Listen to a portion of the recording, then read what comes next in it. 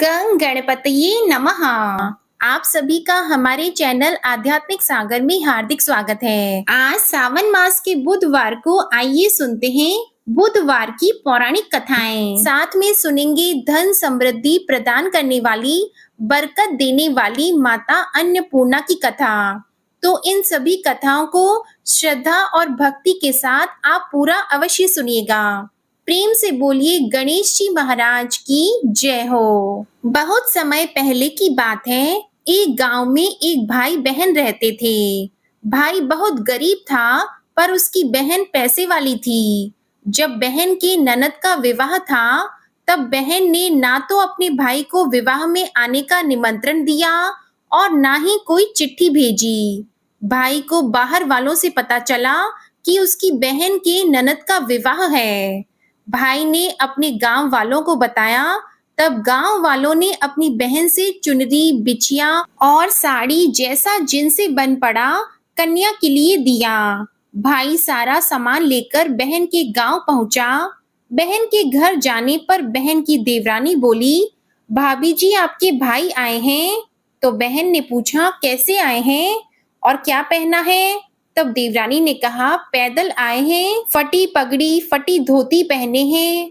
तो बहन बोली, मेरे ससुर हवेली के सामने दुकान में बैठे हैं, मुझे शर्म आती है। भाई को बोलो पीछे के दरवाजे से आए। भाई के आते ही बहन ने भाई को एक कमरे में बंद कर बाहर से ताला लगा दिया। एक तरफ लड़की का विवाह हो रहा था, गाजे बाजे बज रहे थे, अतिथियों को भोजन कराया जा रहा था, और दूसरी तरफ भाई को कोई भी पानी तक पूछने वाला नहीं था। तभी भांजे की बहू को दया आई और उसने दरवाजा खोल दिया। दरवाजा खुलते ही भाई वहां से भागा। 2 दिन के भूखे प्यासे रहने के कारण उसे चक्कर आने लगे। रास्ते में एक गणेश जी का मंदिर था। वहां जाकर वो गिर गया और रोते रोते गणेश भगवान को अपनी व्यथा सुनाई और बोला, हे गणेश जी महाराज, आज मेरी गरीबी के कारण से मेरी सगी बहन ने मुझे धिक्कार दिया। घर जाने पर मेरी पत्नी, मेरे बच्चे जब पूछेंगे कि विवाह से क्या मिठाई लेकर आए हो, तो मैं क्या जवाब दूंगा? तब गणेश जी को उस पर दया आ गई और गणेश जी भगवान बोले, मेरे बगीचे से ककड़ी और तरबूज तोड़कर ले जा। तब भाई ने ककड़ी तोड़कर झोला भर लिया और अपने घर गया। घर जाते ही बच्चों ने पूछा, पिताजी, बुआ के यहाँ से हम लोगों के लिए क्या लाए हो? झोला खोलते ही छोटे तरबूज सोने के गेंद में बदल गए। बाकी तरबूज काटने से हीरे मोती निकले। पत्नी बोली, आप बहन के घर से इतना कुछ क्यों लाए? आपकी बहन ने हम लोगों को बहुत ज्यादा दे दिया है। भाई ने कुछ भी जवाब नहीं दिया। गणेश भगवान की कृपा से उनके दिन बदल गए। भाई का काम धंधा जोरों से चलने लगा। धीरे धीरे गहने, कपड़े, रहने के लिए मकान बन गए। पत्नी बोली, एक बार ननद जी को बुलाकर लाओ। तो भाई ने नए कपड़े, नए जूते पहनकर रथ में बैठकर बहन को लेने गया। देवरानी बोली, भाभी जी आपके भाई आए हैं। बहन ने पूछा, कैसे आए हैं और क्या पहना है? तब देवरानी बोली, रथ में बैठकर खूब ठाट बाट से आए हैं। बहन बोली, मेरे भाई को बोलो कि हवेली के सामने से आए, मेरे ससुर देवर जेठ देखेंगे। भाई का बहन ने खूब स्वागत सत्कार किया। भाई बोला, बहन मैं तुम्हें लेने आया हूँ। तब बहन ने कहा, मुझे भी बहुत दिन हो गए हैं, चलो मैं चलती हूँ। भाई बहन को लेकर अपने घर आया। भाई और उसकी पत्नी ने बहन का खूब आदर सत्कार किया। जो चीजें मांगी सब बनवा कर दिया। बहन बोली, भाई मुझे एक जूते चाहिए। तब भाई ने मोची को बुलाया और कहा, मेरी बहन के लिए ऐसी जूती बनाओ जो मुंह से बोले। भाई ने बहन को बहुत सारा धन देकर विदा किया, पर अभी तक वह जूती नहीं आई थी। बहन रवाना होने लगी। तभी मोची जूतियां लेकर आया। बहन की जूती पहनते ही जूतियां बोली, निर्धन भाई की पैसे वाली बहन, गणेश जी का बगीचा नहीं होता तो आज क्या करती? बहन तब भाई की पत्नी से पूछने लगी, यह कहाँ से आवाज आ रही है? तभी भाई ने कहा, सुबह का समय है, कोई जीव जंतु बोल रहे होंगे। भाई ने घोड़े गाड़ी को जल्दी जाने को कहा। बहन के जाते ही पत्नी जिद करके बैठ गई कि जूतियां क्या बोल रही थी। तब पति ने अपनी पूरी आप बीती सुनाई कि कैसे बहन ने मुझे 2 दिन भूखा रखा, कमरे में बंद कर दिया था। भांजे की बहू ने दरवाजा खोला, तब मैं बाहर आया और गणेश जी के शरण में जा पहुंचा। गणेश जी की कृपा से हमारे दिन बदले हैं। उसने अपनी पत्नी को सारी बातें बताई। तब पत्नी बोली, अगर मुझे मालूम होता तो मैं आपकी बहन को कुछ नहीं देती। मेरा दिया हुआ सब कुछ वापस लेकर आओ। तब पति बोला, गणेश भगवान ने हमें सब दिया है। अगर वह मुझे भूखा प्यासा कमरे में बंद नहीं करती तो मैं गणेश भगवान के मंदिर में क्यों जाता? क्या मैं गणेश जी को अपना दुखड़ा सुनाता? तुम अपना मन मैला मत करो और अपने पर तो गणेश जी की कृपा है और किस चीज की कमी है। फिर दोनों गणेश जी के आगे झुककर प्रणाम करते हैं और जयकारा लगाते हैं।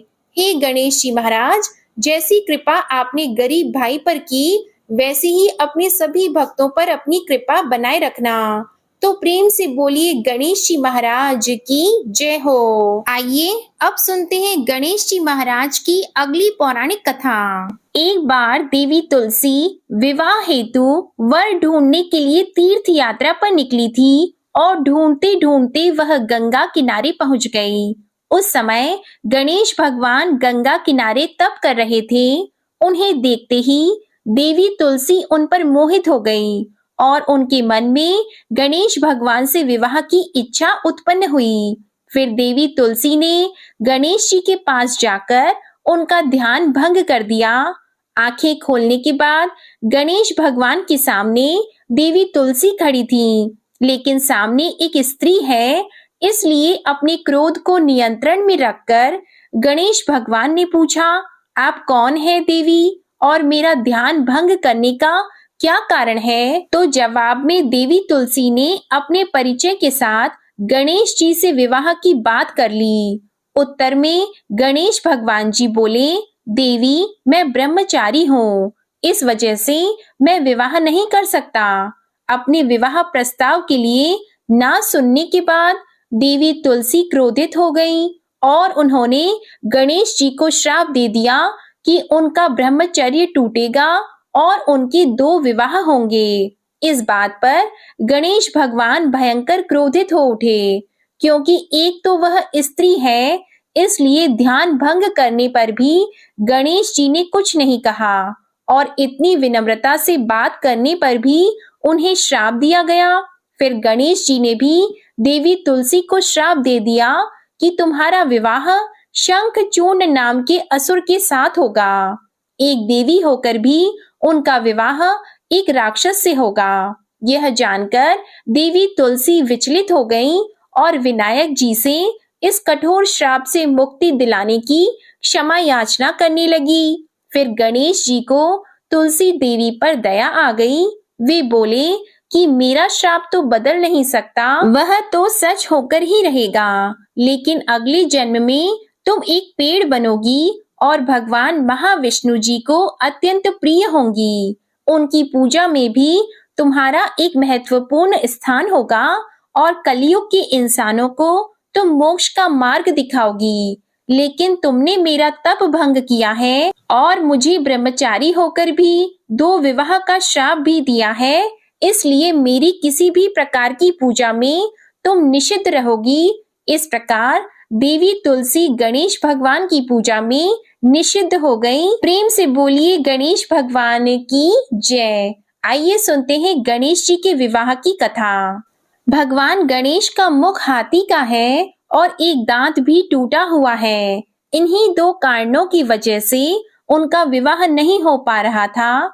इस बात से गणेश जी महाराज अक्सर नाराज रहा करते थे।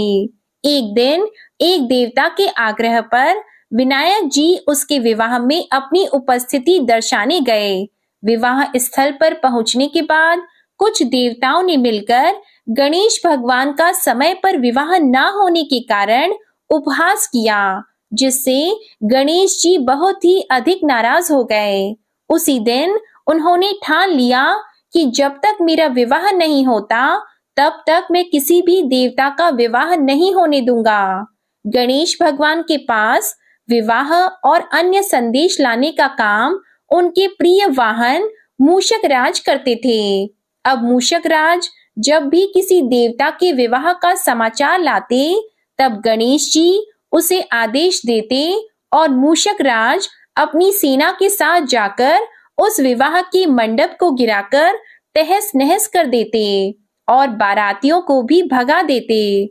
इस तरह गणेश जी और मूषक राज की मिली भगत की वजह से किसी भी देवता का विवाह नहीं हो पा रहा था।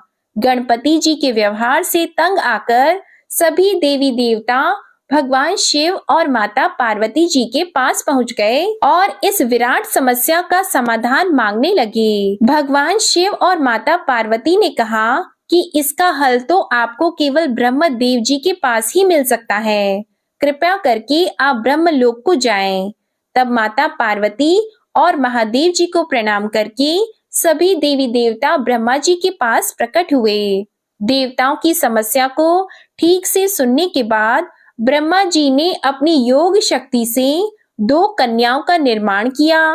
कन्याओं का नाम था रिद्धि और सिद्धि। वह दोनों ब्रह्मा जी की मानस पुत्रियां थीं।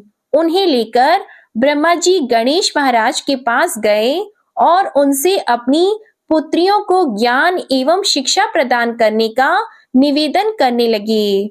ब्रह्मा जी का मान रखने के लिए एकदंत भगवान ने रिद्धि और सिद्धि को शिक्षा देना आरंभ किया। फिर उस दिन के बाद से जब भी मूषक राज किसी विवाह की खबर लेकर आते हैं, उस वक्त रिद्धि और सिद्धि गणेश जी को अपनी बातों में उलझा कर रखती थीं। इस तरह गणेश जी का ध्यान किसी और विषय पर रहता और दूसरी तरफ देवताओं का विवाह संपन्न हो जाता। एक दिन बुद्धि के देवता भगवान गणेश जी को यह बात समझ आ गई, लेकिन उनके क्रोध में आने से पहले ही ब्रह्मदेव अपनी दोनों पुत्रियों के साथ वहां पर प्रकट हो गए। रिद्धि और सिद्धि को सामने देखते ही गणेश जी का क्रोध बढ़ने लगा, किंतु विनायक जी के मुख से कोई भी शब्द निकलने के पहले ही भगवान ब्रह्मदेव ने कहा, हे गणेश जी, आपने स्वयं ही मेरी पुत्रियों को शिक्षा दी है और अब मुझे इन दोनों के विवाह योग्य कोई वर नहीं मिल रहा। मेरी आपसे विनती है कि आप ही रिद्धि और सिद्धि से विवाह करके मुझे धन्य कीजिए। परमपिता ब्रह्मदेव जी की शांत वाणी को सुनकर गणेश जी का क्रोध शांत हो गया और वे उस विवाह प्रस्ताव के लिए हंसी खुशी राजी हो गए। विवाह के बाद अपनी दोनों पत्नियों से उन्हें 2 पुत्र प्राप्त हुए, जिनका नाम रखा गया शुभ और लाभ। तो प्रेम से बोलिए भगवान गणेश जी की जय। आइए अब सुनते हैं गणेश जी की पूजा पाठ में सुनी जाने वाली पौराणिक कथा। एक गांव में एक सेठ और सेठानी रहते थे। वे बहुत ही धार्मिक प्रवृत्ति के थे और वे गणेश जी के अनन्य भक्त थे। वे दोनों बिना चूके हर बुधवार को गणेश जी का व्रत रखते थे और शाम को ब्राह्मणों को भोजन कराने के बाद अपना व्रत खोलते थे। सेठ जी का काफी बड़ा परिवार था। वे सब आपस में बड़े प्यार और भाईचारे से रहते थे, लेकिन सेठानी और सेठ की कोई संतान नहीं थी। इस विषय पर परिवार और गांव के लोग आपस में बहुत बातें किया करते थे। सभी लोग सेठानी को बांझ बुलाते थे। ये सभी बातें सुनकर सेठ और सेठानी बहुत दुखी होते थे। एक बुधवार के दिन सेठ और सेठानी भगवान गणेश जी की पूजा संपन्न करा के मंदिर से बाहर आ रहे थे। तभी उन्हें सीढ़ियों पर एक छोटा सा बच्चा अकेले बैठा हुआ दिखा। बालक को देखते ही दोनों उसके पास गए और पूछा कि तुम्हारे माता पिता कहाँ हैं? लेकिन बच्चे ने अभी तक ठीक से बोलना नहीं सीखा था, इसलिए वह बोल ही नहीं पाया। पर दोनों सेठ और सेठानी बच्चे के पास शाम तक बैठे रहे। तब तक पंडित जी और सेठ जी और उनके नौकरों ने आसपास जाकर बच्चे के माता पिता को खोजने की कोशिश की, लेकिन उन्हें बच्चे के माता पिता या बच्चे खोने की कोई खबर ही ना मिली। फिर पंडित जी ने सेठ और सेठानी को वह बच्चा अपने घर ले जाने के लिए कह दिया। साथ में ये भी कहा कि अगर बच्चे के माता पिता यहाँ पर आते हैं तो मैं स्वयं उन्हें आपके पास ले आऊंगा। तब सेठ और सेठानी की खुशी का ठिकाना नहीं रहा। वे दोनों खुशी खुशी उस नन्हे बालक को अपने साथ घर लेके गए। सेठानी ने बच्चे का नाम अपने आराध्य भगवान श्री गणेश जी के नाम पर गणेश रख दिया और बड़े ही प्यार और दुलार से उसका पालन और पोषण करने लगे। कुछ दिनों के बाद उसी गांव में एक ठग पति पत्नी आए। उनका इरादा गांव के सबसे अमीर आदमी को ठगने का था। वे दोनों ठग गणेश मंदिर की सीढ़ियों पर बैठकर सोच विचार कर रहे थे। तभी वहां पर पंडित जी आ गए और गांव में अनजान लोगों के दिखते ही उनसे पूछा कि क्या आपका बच्चा खो गया है। दोनों चोरी चकारी के लिए बहाना ढूंढ रहे थे, इसलिए उन दोनों ने तुरंत ही हाँ कह दिया। तब पंडित जी ने कहा कि चिंता की कोई बात नहीं है, आपका बच्चा एक सेठ जी के घर पर पल रहा है। पंडित जी उन दोनों ठग को सेठ जी के घर पर ले गए। गणेश के माता पिता आ गए हैं, यह खबर सुनकर सेठ और सेठानी बहुत दुखी हुए। सेठ जी ने उन दोनों पति और पत्नी को एक रात के लिए अपने अतिथि गृह में ठहराया। अब वह दोनों ठग सिर्फ मौके की फिराक में ही थे। उसी रात सभी लोग सो जाने के बाद वे ठग एक एक करके सभी कमरों की तलाशी करने लगे। फिर वे दोनों तिजोरी वाले कमरे में पहुंच गए। छानबीन के वक्त होने वाली छोटी मोटी आवाजों से सेठ जी का एक नौकर जग गया और आवाज की दिशा में तिजोरी वाले कमरे के नजदीक आ गया। उसने चुपके से अंदर जब झांक कर देखा तो दोनों ही मेहमान कीमती सामान चुरा रहे थे। नौकर ने ये देखते ही धीरे से उस कमरे के बाहर की कुंडी लगा दी और चोर चोर बोलकर पूरे घर में हल्ला मचा दिया। शोरगुल की आवाज सुनते ही घर के सभी लोग इकट्ठा हो गए। तब सेठ जी ने उन दोनों चोर पति पत्नी को कमरे से बाहर निकाला और सुबह ही पंचायत में हाजिर कर दिया। सेठ जी ने सरपंच जी को पूरा मसला बताया और कहा कि ये दोनों तो चोर हैं, अब हम पुत्र गणेश को इन दोनों को नहीं देंगे। लेकिन वे दोनों ठग पति पत्नी अपनी जिद पर ही अड़ गए और बच्चे को ले जाने की जिद करने लगे। सरपंच जी ने इस गंभीर समस्या का एक तोड़ निकाला। उन्होंने सेठानी और दूसरी औरत को गणेश जी के सामने खड़ा कर दिया और कहा, जिसके भी आंचल से दूध की धार गणेश के मुंह में जाएगी, वह बालक गणेश उसके पास ही रहेगा। फिर वे दोनों अपने अपने आंचल मुंह के सामने फैलाकर खड़ी हो गई। सेठानी जी मन ही मन भगवान गणेश के नाम का जप कर रही थी। देखते ही देखते गणेश भगवान की कृपा से सेठानी की आंचल से दूध की एक धार गणेश जी के मुंह में गिरी और इस तरह बालक गणेश सेठ और सेठानी के साथ हमेशा के लिए रहने लगा। बोलिए गणेश जी भगवान की जय। अब आप सुनिए भगवान गणेश की ये दूसरी कथा। बहुत समय पहले की बात है। एक दिन गणेश जी धरती पर सैर कर रहे थे। सैर करते करते वे एक अनाज के खेत में पहुंच गए और भूख लगने के कारण उन्होंने उस खेत में से अनाज के दाने तोड़कर खा लिए। वह खेत सेठ धनीराम जी का था। कुछ समय बाद गणेश जी को अपने किए पर पछतावा होने लगा, क्योंकि उन्होंने सेठ जी को बिना पूछे ही उस खेत से अनाज चुरा लिया था। फिर गणेश जी ने सोचा कि अपने किए बुरे कर्म का प्रायश्चित तो करना ही पड़ेगा, इसलिए उन्होंने सेठ जी के यहाँ 12 साल के लिए नौकरी करने की ठान ली। उसके बाद अगले दिन सुबह विनायक जी एक 13-14 साल के एक लड़के के रूप में नौकरी मांगने के लिए धनीराम सेठ जी के घर पहुंच गए और उन्होंने सेठ जी को अपना नाम गणेश बताया। विनायक भगवान की बुद्धिमानी की परीक्षा लेने के बाद सेठ जी ने खुशी खुशी उसे नौकरी दे दी। अब गणेश भगवान एक सामान्य मानव के रूप में सेठ जी के घर पर ही रहने लगे।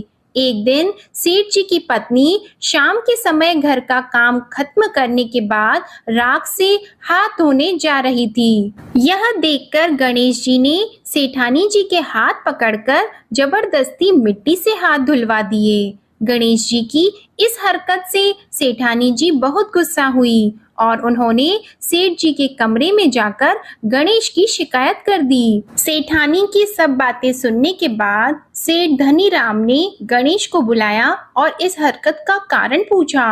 तब गणेश जी बोले कि सेठानी शाम के समय राख से हाथ धो रही थी और ऐसा करने से घर की लक्ष्मी नाराज होती है, इसलिए मैंने उनके हाथ मिट्टी से धुलवा दिए। इससे घर पर माता लक्ष्मी की कृपा बनी रहेगी। यह सब सुनकर सेठ जी ने सोचा कि गणेश जी की सोच तो बहुत अच्छी है। इसके कुछ दिनों के बाद कुंभ मेले का शुभ अवसर आया। तब सेठ जी ने गणेश को बुलाया और कहा कि सेठानी जी को कुंभ मेले में स्नान करा लाओ। तब सेठानी और गणेश स्नान के लिए मेले में पहुंचे। वहां पहुंचने के बाद सेठानी जी नदी के किनारे बैठकर नहाने लगी।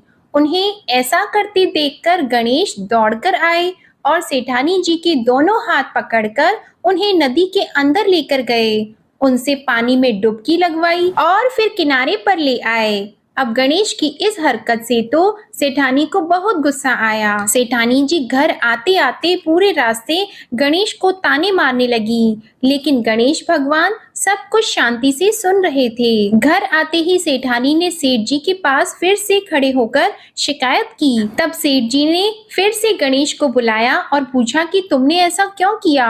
गणेश जी बोले, सेठ जी सेठानी जी नदी के किनारे बैठकर गंदे पानी से नहा रही थी, तो मैंने उन्हें नदी में ले जाकर साफ पानी में डुबकी लगवाई। ऐसा करने से उन्हें अगले जन्म में बहुत बड़ा राजपाट और वैभव मिलेगा। सेठ जी ने सोचा कि गणेश के विचार तो बहुत अच्छे हैं, मेरे परिवार का भला सोचता है। कुछ दिनों के बाद सेठ जी के घर पर पूजा थी। पंडित जी आने के बाद में सेठ जी ने गणेश से कहा, जाओ और सेठानी को बुलाकर लाओ। सेठ जी के आज्ञा के अनुसार गणेश जी सेठानी को बुलाने गए। उस वक्त सेठानी काली चुन्नी ओढ़कर कमरे से बाहर आ रही थी। वह देखते ही गणेश जी वह काली चुन्नी उतारकर फाड़ दिए और कहा कि पूजा के लिए लाल रंग की चुन्नी ओढ़कर आओ। अब सेठानी जी गणेश जी पर बहुत नाराज हुई और उन पर चिल्लाने लगी। इस आवाज को सुनकर सेठ जी वहां पर भागते हुए आए और पूछा कि क्या हुआ। तब सेठानी ने बोला कि गणेश ने मेरी चुन्नी फाड़ दी। फिर सेठ जी ने भी गणेश को बहुत डांटा। जवाब में गणेश जी ने कहा कि सेठ जी पूजा में कभी भी काला वस्त्र नहीं पहनते, इससे शुभ काम सफल नहीं होते, इसलिए मैंने ऐसा किया। सेठ जी ने सोचा कि गणेश तो बहुत समझदार है। इसी तरह लीला रचाते हुए उसी घर में गणेश जी के 12 साल बीत गए। फिर एक दिन सेठ जी ने नया कारोबार शुरू करने से पहले घर में पूजा रखी थी। पूजा करते करते सेठ जी को याद आया कि पूजा की सामग्री में गणेश भगवान की मूर्ति तो है ही नहीं। तब उन्होंने अपने नौकर गणेश को पूजा घर से भगवान विनायक जी की मूर्ति लाने के लिए कहा। तब गणेश बोला कि मुझे ही मूर्ति समझकर आप पूजा में विराजमान कीजिए, आपके सारे शुभ काम सफल हो जाएंगे।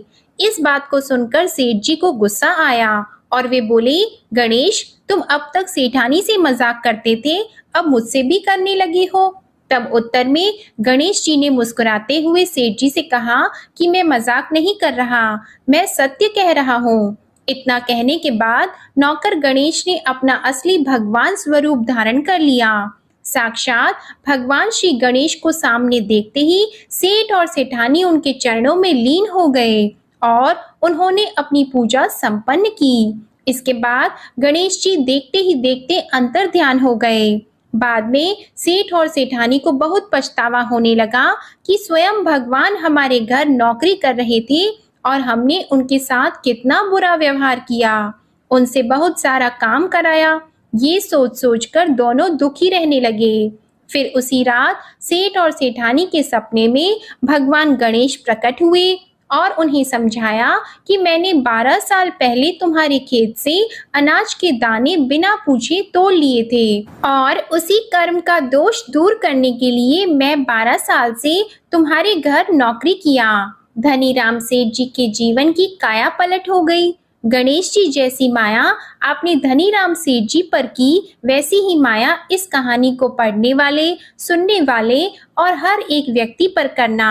कथा अधूरी हो तो इसे पूरी करना और हमसे कोई गलती हुई हो तो उसे क्षमा करना। प्रेम से बोलिए भगवान गणपति जी की जय। आइए अब सुनते हैं धन समृद्धि प्रदान करने वाली, घर में बरकत लाने वाली माता अन्नपूर्णा की बड़ी ही दुर्लभ कथा। इस कथा को श्रद्धा और भक्ति के साथ पूरा अवश्य सुनिए।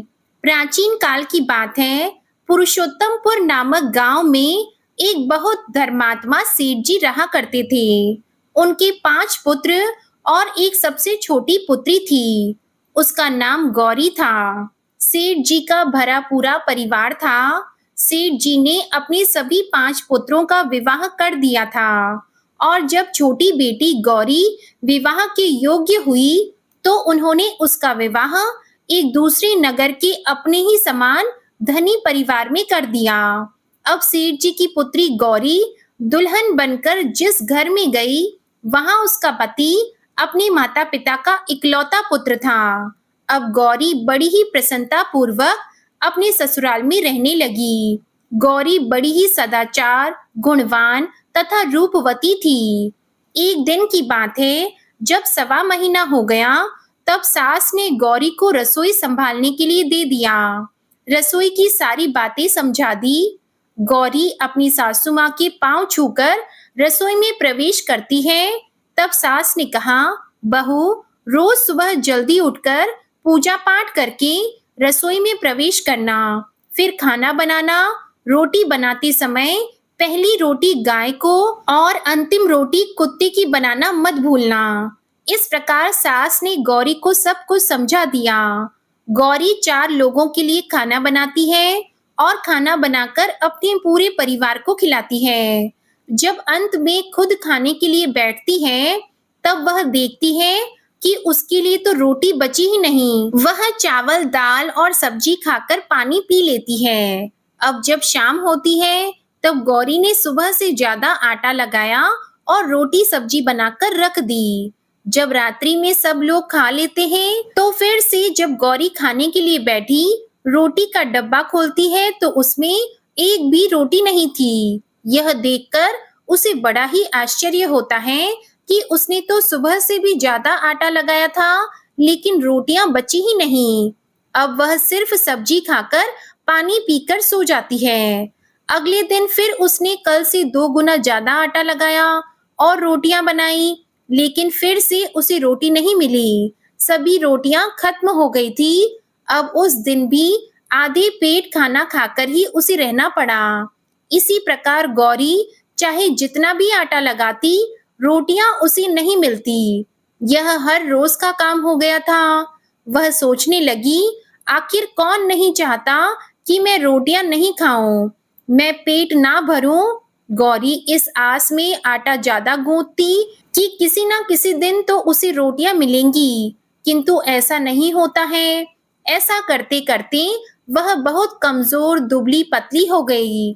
तो दोस्तों, ऐसे ही एक दिन की बात है, जब गौरी रसोई में सब्जियां काट रही थी, तो गलती से चाकू से उसका हाथ कट जाता है और वह रोटियां नहीं बना पाती। तो उसकी सासू माँ ने कहा, बहू रहने दो, आज मैं रोटियां बना देती हूँ। तो गौरी ने कहा, नहीं सासू माँ, आप आटा लगा दीजिए, मैं रोटियां बना दूंगी। तो दोस्तों, उस दिन सासू माँ ने आटा लगाया और फिर बहू को दिया। बहू रोटियां बनाकर रख देती है। घर के सभी सदस्य रात के समय जब खाना खाने लगते हैं, सब लोग जब खाना खा लेते हैं, तब बारी आती है गौरी की। तो वह बहुत दुखी मन से खाना खाने बैठती है। वह सोचती है, आज तो सासू माँ ने आटा गूंथा है, वह भी बहुत कम।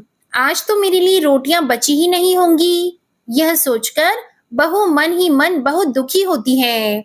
किंतु जब वह रोटी के डिब्बे को खोलती है, तो उसने देखा कि उसमें 4-5 रोटियां पड़ी हैं। यह देखकर बहू बहुत खुश होती है। अब क्या था, ऐसे ही 7 दिनों तक बहू की सासू माँ आटा गूंथने लगी और बहू रोटियां बनाती थी। बहू को रोज रोटियां मिलने लगी। इन 7 दिन बहू ने भर पेट खाना खाया। जब 8वां दिन आया तो बहू का हाथ भी ठीक हो गया था। तब सासू माँ ने कहा कि गौरी बेटा, क्या मैं आज आटा गूंथ दूं या फिर तुम आटा गूंथ लोगी? तब गौरी ने कहा, नहीं माँ, मेरा हाथ अब ठीक हो गया है, मैं आटा गूंथ दूंगी। उस दिन गौरी ने आटा गूंथा और रोटियां बनाई, सबको प्रेम पूर्वक खाना खिलाया। जब उसके खाने की बारी आई तब उसने देखा कि रोटी के डिब्बे में तो रोटी है ही नहीं, पूरी रोटी खत्म हो गई। यह देखकर वह गौरी बहुत ही आश्चर्य में पड़ जाती है। वह सोचती है, जब तक सासू माँ ने आटा लगाया तब तक तो मुझे रोटियां मिलती थी, लेकिन जब से मैं आटा गूंथने लगी तो मुझे रोटियां ही नहीं मिलती, जबकि सासू माँ मुझसे बहुत ही कम आटा गूंथी थी। इसके बाद भी पूरा परिवार उसमें खा लिया करता था। ऐसी क्या बात है? यह सारी बातें सोचकर गौरी बहुत ही परेशान हो जाती है और दिन भर दुखी रहती थी। एक दिन की बात है, गौरी के पति ने गौरी से पूछा कि गौरी, तुम इतना उदास क्यों रहती हो? इतना सारा धन संपत्ति सब तुम्हारा ही तो है, तुम्हें रोकने टोकने वाला कोई नहीं है। तुम अपने मन से अपनी पसंद का भोजन बनाकर खाती हो, तुम दिन प्रतिदिन इतनी कमजोर कैसे होती जा रही हो? गौरी ने लाज और संकोच से अपने पति को कुछ नहीं बताया। तब उसके पति ने सोचा कि शायद उसकी पत्नी को उसके माता पिता की याद आ रही है, इसलिए अगले दिन गौरी का पति अपने माता पिता से कहता है कि पिताजी, मुझे लगता है कि गौरी को उसके माता पिता की याद आ रही है, मैं उसे उसके मायके ले जाकर सबसे मिलवा लाता हूँ। अपने बेटे की बात सुनकर गौरी की सास ससुर तैयार हो जाते हैं और उसे जाने की अनुमति दे देते हैं और कहते हैं, बेटा, यदि बहू को अपने माता पिता से मिलकर प्रसन्नता होती है तो अवश्य ही तुम उसे उसके मायके ले जाओ। अब गौरी का पति अपनी पत्नी को लेकर उसके मायके जाता है। दामाद और बेटी को देखकर उनका बहुत ही आव भगत होता है। तरह तरह के व्यंजन बनाए जाते हैं, उन्हें खिलाए जाते हैं, बहुत सेवा सत्कार होता है। उसी दिन रात्रि में समय मिलने पर गौरी की माँ ने अपनी बेटी को कोने में ले जाकर पूछा, बेटी, तुम इतनी दुबली पतली कैसे हो गई? तुम तो बहुत ही कमजोर दिख रही हो। क्या बात है? तुम्हें कौन सी बात खाए जाती है? क्या तुम्हारे ससुराल वाले तुम्हारी चिंता नहीं करते, तुम्हें दुख देते हैं, या ऐसी कौन सी बात है जिससे तुम्हारी यह दशा हो गई है? अपनी माँ की बात सुनकर गौरी अपनी सारी परेशानी, सारी चिंताएं सब कुछ बताती है। अपनी बेटी की बात सुनकर गौरी की माँ ने कहा, बेटी, हमें लगता है माता अन्नपूर्णा तुमसे नाराज हो गई है। इस विषय में तो मैं कुछ नहीं कर सकती, क्योंकि तुम्हारे ससुराल में हमारा बोलने का कोई अधिकार नहीं है। इसलिए मैं तो कहूंगी कि तुम यहाँ से जाने के बाद इस विषय में अपनी सास और ससुर से बात करना, वही कुछ हल बताएंगे और तुम्हारी समस्या का समाधान होगा। बेटी, माँ अन्नपूर्णा जिससे नाराज होती है उसके साथ ऐसा ही होता है। अब अपनी माँ की बातें सुनकर गौरी निश्चय करती है कि वह सारी बातें अपनी सासू माँ से कहेगी। अब जब सुबह का समय होता है तो गौरी अपने माता पिता से विदाई लेकर अपने ससुराल आ जाती है और ससुराल आने के बाद वह अपने सास ससुर और पति से सारी बातें कह सुनाती है। वह कहती है, माँ जी, जब से मैंने रसोई संभाला है, मैं खाना बनाती हूँ, तब से मुझे एक भी दिन रोटियां नहीं बचती। मैं बिना खाए ही सो जाती हूँ, किसी किसी दिन पानी पीकर ही सो जाती हूँ, किसी किसी दिन चावल सब्जी खाती हूँ, रोटी तो मुझे मिलती ही नहीं है। और माँ जी, आपको याद है मेरा हाथ कटा था, तब आप उस समय आटा गूंथा करती थी और वह भी बहुत कम, फिर भी मेरे लिए रोटियां बचा करती थी और मैं भर पेट खाना खाती थी। लेकिन अब जब मेरे हाथ का घाव ठीक हो गया, तब से मैं फिर से आटा गूंथने लगी और रोटियां बनाने लगी। अब मेरे लिए फिर से रोटियां नहीं बचती, मैं आधे पेट ही खाना खाती हूँ। अपनी बहू की बातें सुनकर सास को सब कुछ समझ में आ गया। उसने कहा, बहू, यह शायद मेरी ही गलती है। मैंने तुम्हें सब कुछ बताया, सब कुछ सिखाया, लेकिन एक बात तो बताना भूल ही गई। ऐसा कहकर सास अपनी बहू का हाथ पकड़कर गौरी को रसोई में ले जाती है। एक परात में आटा निकालकर उस आटे को अच्छे से गूंथती है। गूंथने के बाद उस गूंथे हुए आटे पर अपनी उंगलियों की 5 छाप लगा देती है और कहती है कि बहू, यह माँ अन्नपूर्णा का छाप होता है, उनका चिन्ह माना जाता है। आटा लगाने के बाद कोई भी स्त्री इस तरह छाप लगाती है तो उसके घर में बरकत होती है। इसका अर्थ यह है कि माँ अन्नपूर्णा की कृपा सभी परिवार वालों पर बरसे और कोई भी सदस्य भूखे पेट न सोए। बहू, मैं तुम्हें ऐसा बताना भूल गई। तुम आटा लगाते वक्त आटे पर अपनी 5 उंगलियों का छाप छोड़ देना और माँ अन्नपूर्णा तुम्हारे ऊपर अवश्य ही कृपा करेंगी। तुम कभी भी खाली भूखे पेट नहीं सोगी। यह बरकत का चिन्ह होता है। अब अपनी सासू माँ की बात सुनकर बहू हर रोज आटा गूंथती और फिर उस पर अपनी 5 उंगलियों की छाप छोड़ देती और फिर रोटियां बनाती। अब बहू को हर रोज रोटियां मिलने लगी। वह भर पेट भोजन करने लगी और स्वस्थ भी हो गई। माँ अन्नपूर्णा की कृपा उस पर बरसने लगी। उसके हाथ में माँ अन्नपूर्णा का वास हो गया। घर पर कोई भी सदस्य भूखा नहीं रहता और जो कोई मेहमान आता या कोई भी भीख मांगने के लिए भिक्षुक आता, उसे भी वह खाना खिलाकर ही घर से विदा करती। इस प्रकार बहू के ऐसा करने से उसके घर में बरकत होने लगी, अन्न की वर्षा होने लगी। तो प्रिय भक्तजनों, आटे को गूंथ कर उस पर 5 उंगलियों का छाप लगाना हमारी पुरानी परंपरा है।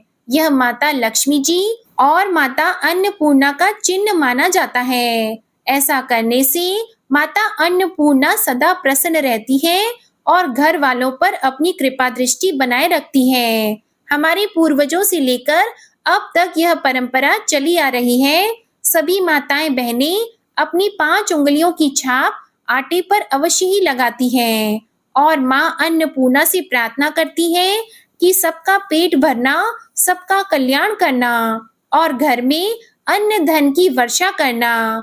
तो प्रेम से बोलिए अन्नपूर्णा माता की जय। ओम नमः शिवाय। जय माता दी, जय भोलेनाथ। ओम श्री गणेशाय नमः। आज की कथाएं अगर आपको पसंद आती है तो हमारे चैनल को सब्सक्राइब करके बेल आइकन जरूर प्रेस करिएगा और वीडियो को लाइक कीजिएगा। कमेंट में गणेश भगवान और अन्नपूर्णा माता की जय भी जरूर लिखिएगा। ओम श्री गणेशाय नमः।